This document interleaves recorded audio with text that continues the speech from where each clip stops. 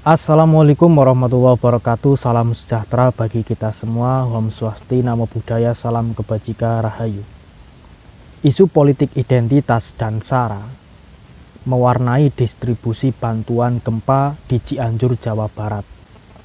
Beberapa oknum keberatan dengan bantuan yang dikirim oleh gereja, terutama karena ada label nama gereja di bantuan tersebut.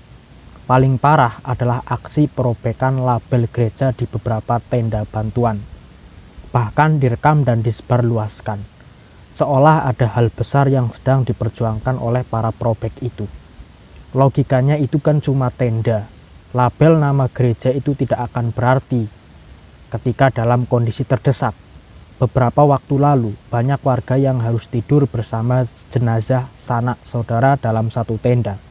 Belum lagi beberapa warga yang perlu tenda terisolir agar tidak menularkan penyakit.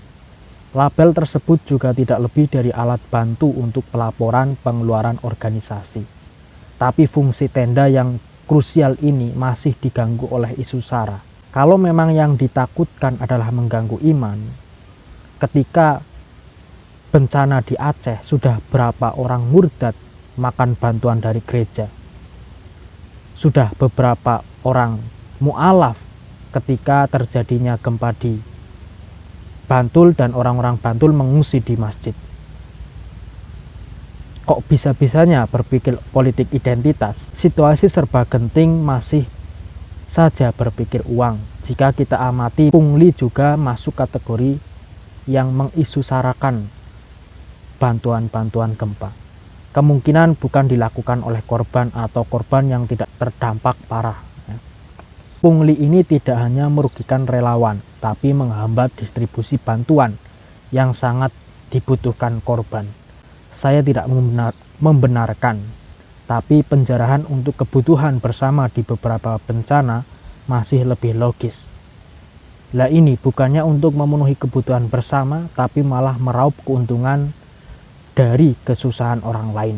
Dampaknya sudah terlihat, tidak hanya ribut di media sosial, tapi juga keputusan menarik diri dari beberapa kelompok relawan, salah satunya Grassroots, yang terkenal independen dalam berbagai aksi kemanusiaan.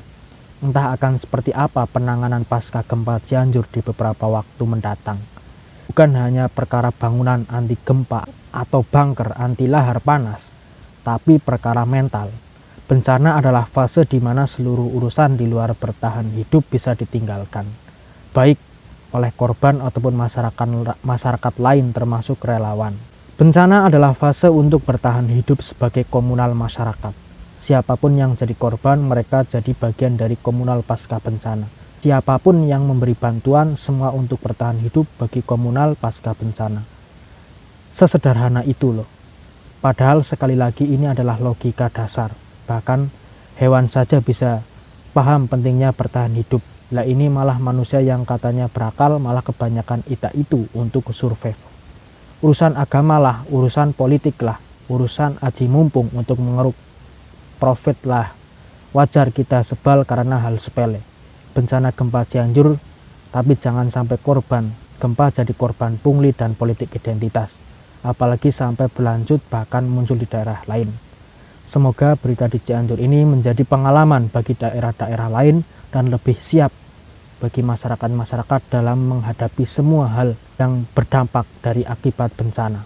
Terima kasih. Wassalamualaikum warahmatullahi wabarakatuh.